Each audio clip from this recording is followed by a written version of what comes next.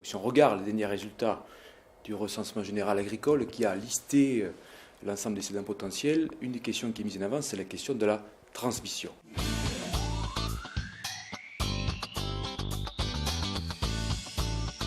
La transmission, une démarche qui demande de l'anticipation.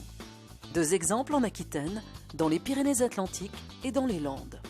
La transmission, c'est surtout et principalement la préoccupation du Gabardin, qui a souhaité maintenir la dynamique de son territoire et donc assurer le renouvellement des générations et lancer une étude sur la transmission et les cédants potentiels qui sont sur son territoire. On a eu un accueil un peu particulier avec la Chambre d'agriculture et la SAFER quand nous sommes allés voir les agriculteurs, ce potentiel agriculteur de plus de 50 ans qui pouvait transmettre leur exploitation. Et on a eu un accueil chaleureux, comme s'il y avait une attente. Et sur les 86 contacts, il y a eu 85 de fructueux. Question reprise, j'ai mon fils qui est à côté de moi qui va reprendre. Je compte reprendre l'exploitation de mon père. On fait moitié culture, moitié élevage. S'il y a un jeune qui veut s'installer, ou on la louera si c'est pour un agrandissement, ou peut-être qu'on s'en débarrassera, peut-être qu'on la vendra. L'idée, c'est de, bien sûr, avec l'accord des agriculteurs, de partager un certain nombre d'informations pour travailler ensemble sur les meilleures formules de transmission de ces exploitations. L'intérêt, c'est que tout le monde pousse dans le même sens, qui est celui d'avoir des territoires vivants et une agriculture qui se développe, quoi. Lorsqu'on s'installe en agriculture, on ne s'installe pas pour 2 ans. On s'installe pour 25, 30 ans ou même plus. Donc il faut s'y prendre assez tôt et organiser ça sur le terrain. Les élus que nous sommes des territoires ruraux doivent comprendre les enjeux qui sont là pour l'avenir. L'espace va être un enjeu colossal. Et donc on ne peut pas laisser faire n'importe quoi. Et nous qui sommes très petits sur le terrain, on devait s'entourer de professionnels qui sont reconnus pour leur réussite. Donc on s'est tourné naturellement vers la SAFER. Pour répondre aux attentes des agriculteurs et des collectivités, la SAFER travaille en partenariat, notamment avec les chambres d'agriculture. Un exemple dans les Pyrénées-Atlantiques. La Chambre d'agriculture s'est lancée dans une démarche d'anticipation du devenir du foncier agricole sur l'ensemble du territoire départemental. Ça c'est une ambition forte de la Chambre d'agriculture, ambition qu'elle a souhaité partager avec un autre acteur de l'aménagement du territoire qui est la SAFER. Nous avons convenu de travailler en commun, de mettre en commun nos moyens, nos connaissances, nos outils pour justement intervenir sur le devenir de notre territoire. Nous avançons avec des mêmes idées et du moment qu'on avance avec une même idée, on est bien compris de tous. Pour bien anticiper, encore faut-il bien connaître la situation.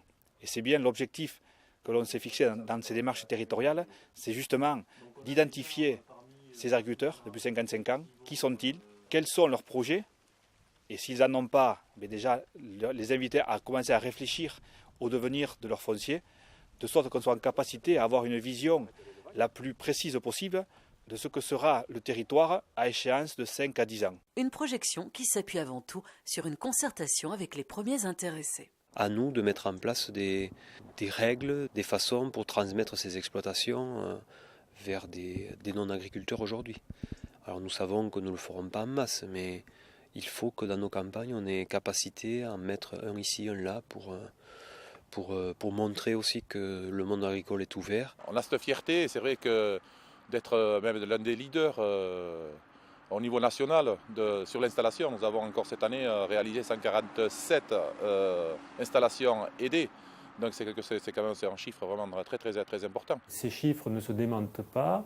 Nous nous inscrivons dans cette dynamique-là depuis plusieurs années.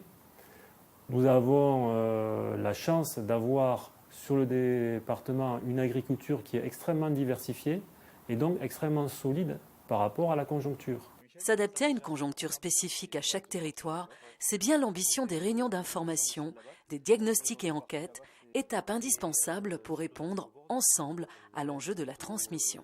Ce cap-là, il faut essayer de le franchir. Nous aurons besoin de partenaires banquiers, nous aurons besoin de partenaires comme la SAFER, la Chambre d'agriculture pour mener les dossiers. Et je pense que dans les démarches à venir, c'est ensuite des tours de table avec tous les gens qui rassemblent le monde agricole pour réfléchir à cette problématique. On a vécu d'autres périodes difficiles et c'est souvent dans des périodes difficiles que nous prenons des décisions sages et intéressantes. C'est rarement dans des périodes euphoriques que les bonnes situations sont prises. Donc je pense qu'on est à la veille de prendre des bonnes solutions pour préparer un avenir encore pour quelques années sur cette petite région.